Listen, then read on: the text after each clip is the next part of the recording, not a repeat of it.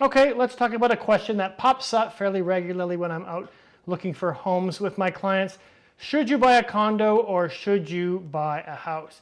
Now that may seem fairly straightforward and easy, but when you dig a little deeper, it may be a little bit more complicated. So let's take a look at the reasons you should buy a house and a condo and see what suits you best for your lifestyle, your current budget, and your long game. Let's start with the obvious. Buying a property here in Toronto isn't exactly cheap.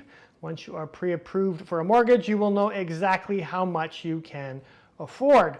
And when it comes to affordability, condos are the better option than houses here in Toronto. Yes, there are condos out there that are bigger and luxurious and much more in price than some houses, but generally speaking, condos are more affordable than houses. If you are looking for a one-bedroom, you will have many more options when you are looking for a condo. Since 2022, condo prices have also come down more than house prices, so they are a slightly better deal right now than they were 3 years ago in comparison with houses. Now, if you're super interested in getting a house at a similar condo price point, you may have to drive quite far out of the city. Depending on your price point, you may have to go to Milton or Durham region or beyond. Just note that if you work in the city or have a life in the city, that you'll have to factor in those commuting costs. Affordability is one thing, but what about the long-term value over time? Historically, houses definitely have the edge over condos when it comes to long-term value. The reason is quite simple. There is a limited supply of houses.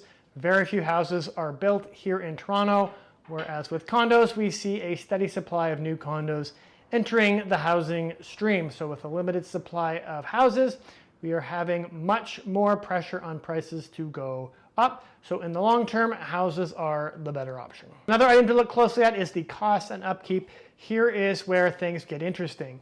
When you are dealing with a condo, the costs and upkeep are generally part of the maintenance fees. So anything that has to do with fixing up the building is going to be shared with the rest of the owners in that building. So the prices of things that you have to pay for in terms of cost and maintenance tend to be a bit more predictable. Even if you have a special assessment in your condo, you are still sharing that expense with the rest of your building. With houses, things are a little bit more of a wild card. You could have 1 year where things run very smoothly and everything is great, and another year where you have one expense after another. Maybe the furnace goes in February, maybe you need a new roof, a new window. My point is, houses are a little bit more inconsistent when it comes to the yearly maintenance and upkeep, where condos tend to be a little bit more steady.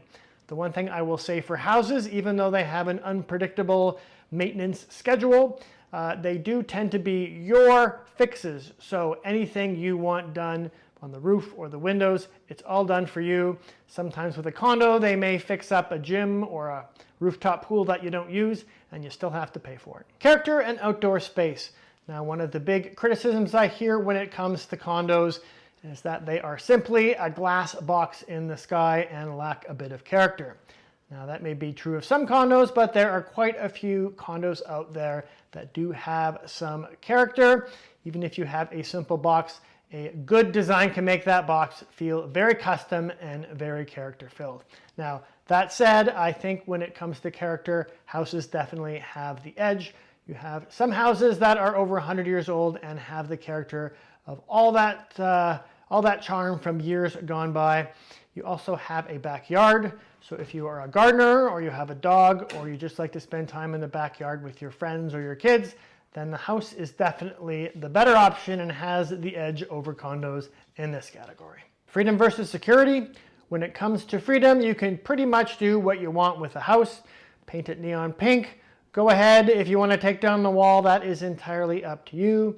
There are some neighborhoods that are designated historical heritage neighborhoods. And if you live in one of those neighborhoods, you may be limited to what you can do to the exterior of the house, but generally on the inside, you are pretty much free to do what you want. When it comes to condos, there are rules. If you want to do a renovation, you need to run it by your condo board. There may be restrictions as to what hours you can make renovation noise. So there is a bit more of a procedure there when it comes to the freedom of doing a renovation in your condo unit. Now, when it comes to security, I think that condos, for the most part, will have the edge here. They have fob access, security guards, cameras. You have a lot more security in a condo than you generally have in a house. Of course, you may have a house that is full of security and has a lot of different cameras and whatnot. But generally speaking, condos definitely have an edge when it comes to security. Honestly, whether you buy a house or condo, the best choice you can make is the one that fits you and your lifestyle, not your cousin's lifestyle, not what your friend read on Reddit, yours. So if you feel that there is something on the condo and house debate here that I've missed, please feel free to drop it in the comment section. Otherwise, happy house hunting. I'm David Coffey of Bosley Real Estate.